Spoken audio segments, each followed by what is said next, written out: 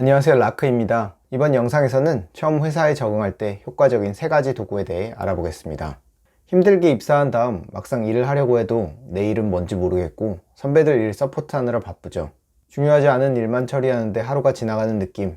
이러려고 회사에 들어왔나 싶은데 언제부터 중요한 일을 할 수 있을까요?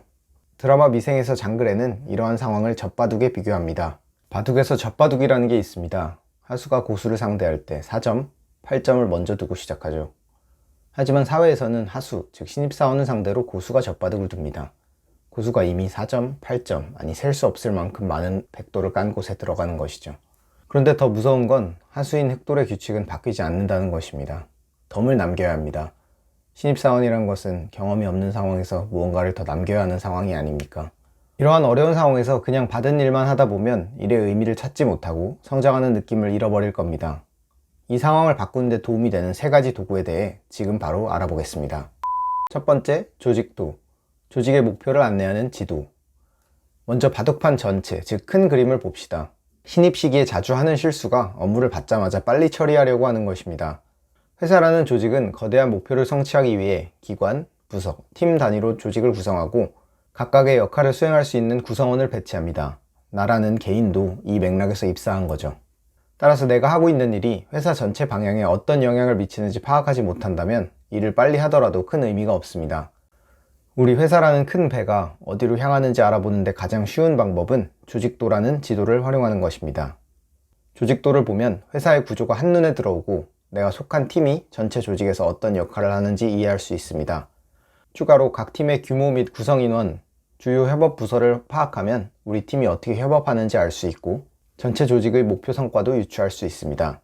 예를 들어 조직도를 분석하다 보면 영업팀이 강한 조직이 있고 마케팅이나 홍보에 힘이 들어간 회사도 있습니다. 연구개발이 핵심인 기관이나 전체 기획에 따른 실행이 중요한 회사도 있겠죠. 이러한 큰 맥락에서 우리 팀은 어떤 역할을 하는지 고민해 볼 수 있습니다. 두 번째, 업무 분장표, 팀의 목표 시스템. 전체 조직이 어떻게 구성되어 어디로 향하는지 파악했다면 이제 우리 팀의 목표가 무엇인지 파악할 단계입니다. 이때 업무 분장표가 좋은 도구가 됩니다. 업무 분장표는 팀 전체의 목표를 달성하기 위해 각 구성원이 어떤 업무를 담당하는지 정해놓은 자료입니다. 여기서 중요한 것은 팀원이 각각 어떤 업무를 하는지가 아니라 업무를 통해 실제 성취하려는 목표가 무엇인지에 대한 것입니다. 보통 업무 분장표를 보면 담당자의 업무는 구분되어 있지만 실제 달성해야 할 목표는 생략되어 있습니다. 따라서 현재 업무 분장표에 담당자의 목표 성과 축을 하나 더 추가하여 각 구성원이 무엇을 목표로 하는지 유추하고 기록해 보는 것이 필요합니다. 예를 들어 마케팅팀의 목표가 생활용품, 뷰티, 건강식품 등의 전체 제품 라인을 로드샵이나 마트 등의 오프라인 채널과 인스타그램, 페이스북, 유튜브 등의 온라인 채널을 통해 가치를 전달하는 것이라면 전략, 채널, 제품 라인 등의 기준에 따라 업무가 구분되어 있겠죠. 여기서 각 팀원은 어떤 역할을 하고 있는지 파악해 보는 것입니다. 이러한 과정을 통해서 우리 팀은 어떤 목표를 가지고 각각의 구성원이 어떤 일을 하고 있다는 규칙을 이해해 두는 것이 중요합니다. 세 번째, 업무 회의록, 팀의 목표 달성 과정. 회사의 방향성과 팀의 목표를 이해했다면 업무 회의록을 통해 업무 흐름을 파악할 수 있습니다. 업무 분장표가 팀 업무를 구분한 체계와 틀이라면 업무 회의록은 실제 일하는 과정과 흐름을 기록한 자료입니다. 따라서 업무 회의 목적에 따라 필수 내용을 적절하게 기록해야 합니다. 보통 팀의 막내에게 업무 회의록을 작성하게 하는데 일의 흐름을 파악하는 데 좋은 연습이 됩니다. 먼저 기본적인 양식으로 일시, 장소, 참석자를 기입합니다. 회의록 내용은 크게 결정할 것, 해야 할 것, 논의할 것으로 구분할 수 있습니다.